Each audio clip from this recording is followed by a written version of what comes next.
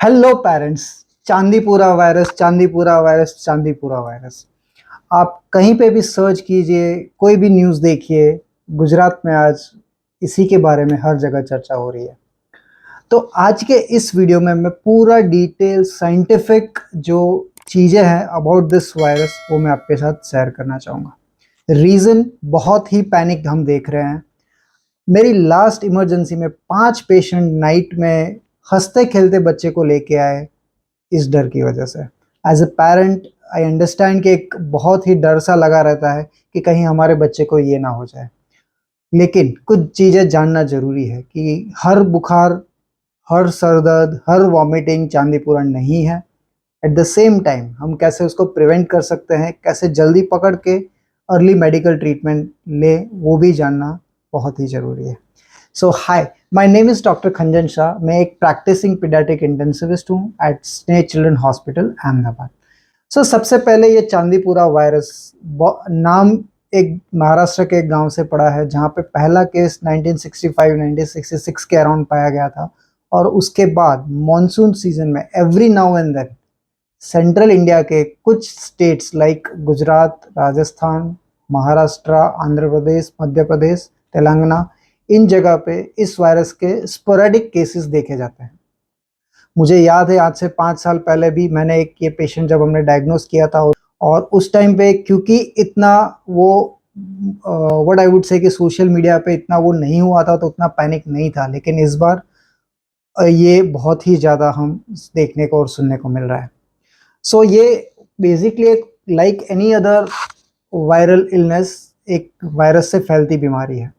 ये होता कैसा है, तो एक वेक्टर होता है सैंड फ्लाई, जो कि हम हाउस फ्लाई देखते हैं, मक्खी देखते हैं, वैसी ही एक मक्खी उससे छोटी साइज में, और वो मक्खी एज ए वेक्टर एक्ट करता है। और ये वायरस जब वो मक्खी हमें बाइट करती है तो स्प्रेड होता है। तो फर्स्ट एंड फॉरमोस्ट ये कंटेजियस यानी कि एक से दूसरे को लगने वाली बीमारी नहीं है। तो अगर किसी के आपके आसपास किसी को हुआ है तो आपको घबराने की ज़रूरत नहीं है। कोरोना में एक डर सा था कि अगर घर में किसी एक को हुआ है तो हम आइसोलेट करते थे, हम उसको कांटेक्ट ना हो, रेस्पिरेटरी आइसोलेशन, कांटेक्ट आइसोलेशन, वो सारी चीज़ें प्रैक्टिस करते थे। लेकिन इसमें ऐसा नहीं है। लेकिन हाँ, अगर कोई सैंड फ्लाई जो इन्फेक्टेड बच्चा है उसको बाइट करके दूसरे हेल्दी बच्चे को बाइट करेगा तो उसके होने का रिस्क है। ये ज़्यादातर 14 साल से छोटे बच्चों में ही हमें देखने को मिल रहा है।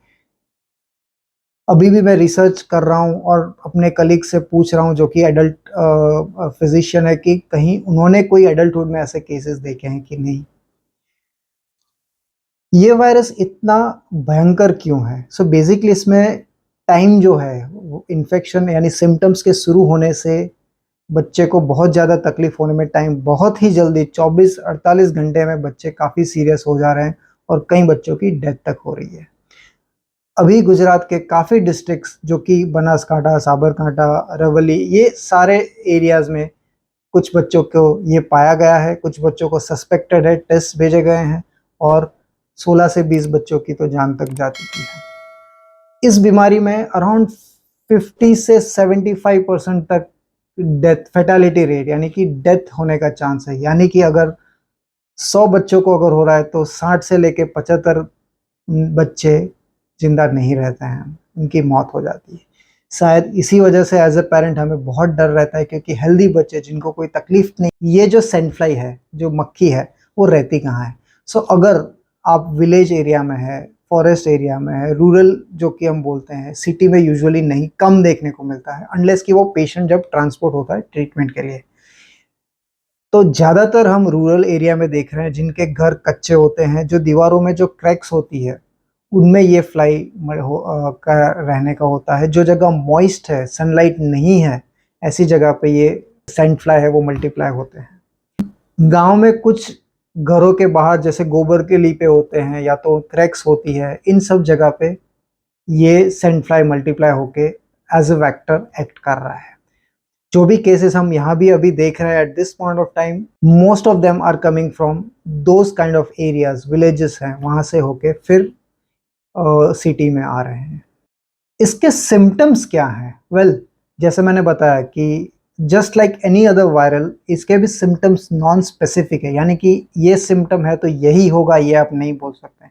लेकिन जो कॉमनली पाया गया है कि हाई ग्रेड फीवर आना, बुखार आना, वॉमिटिंग होना, सर दर्द होना, और फिर बच्चों को अल्टर्ड सेंसोरियम यानी कि होश कम हो जाना, बेहोश हो जाना, खींच आना, और इवेंचुअली ये बच्चे धीरे धीरे कोमा में जाके उनकी डेथ हो जा रही है। ये पूरा फास्ट, काफ़ी कई बार तो 24 से 48 घंटे में भी हम ये देखने को मिले। आई distinctly remember when I was, मैं हैदराबाद में था एट दैट टाइम, तो वहाँ पे ऐसे काफ़ी बच्चे, in I am talking about 2014-15 if I am not wrong. So उस टाइम पे हमने वहाँ भी ऐसे बच्चे देखते थे जो कि 24-48 घंटे में सब कुछ करने के बावजूद भी काफ़ी सीरियस होकर उनकी डेथ तक हो जा रही थी।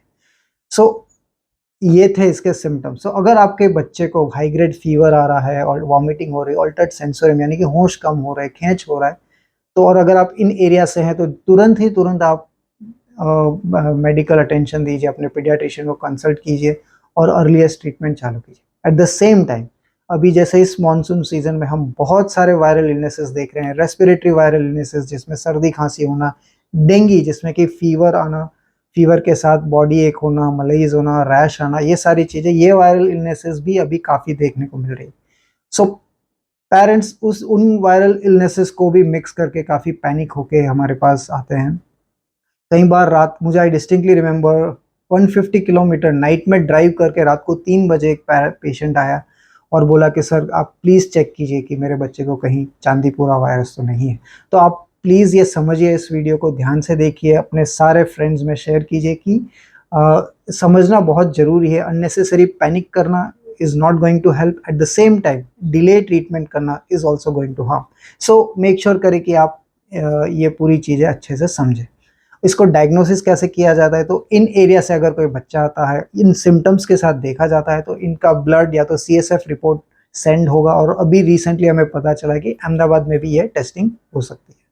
डायग्नोसिस समवेयर अराउंड 24 से 48 आवर्स में हम एक्सपेक्ट करते हैं कि आ जाना चाहिए, और that is how one can diagnose. ये रिपोर्टेबल केस है, नोटिफाइबल डिजीज़ है, तो अथॉरिटीज़ को नोटिफाई करना is also a part of our duty as a paediatrician. Treatment, well as a I feel very helpless many a times कि कोई specific antiviral या तो ट्रीटमेंट इस वायरस के लिए eight this point of time नहीं है।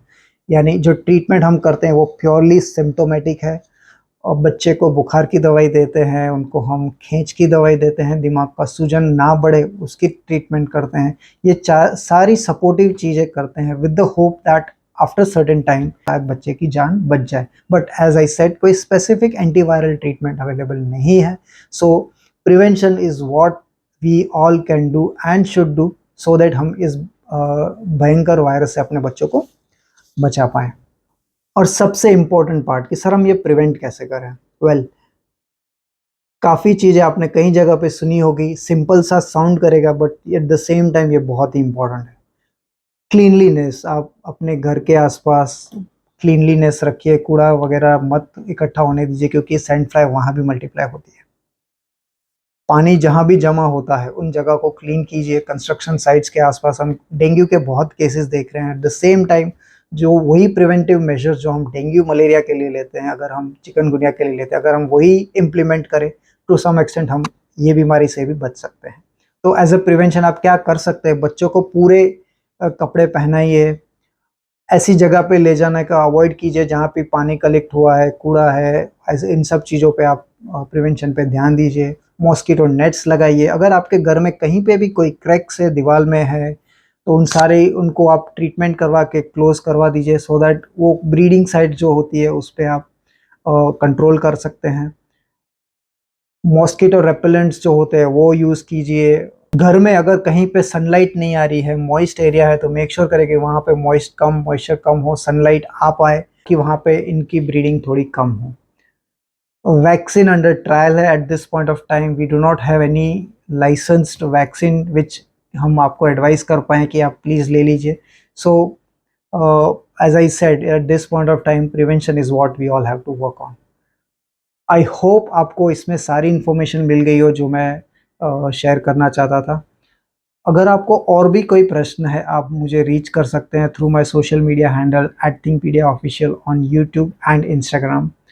अगर आप मुझे पर्सनली मिलना चाहते हैं तो I practise at Sneh children hospital Ahmedabad. Thank you so much.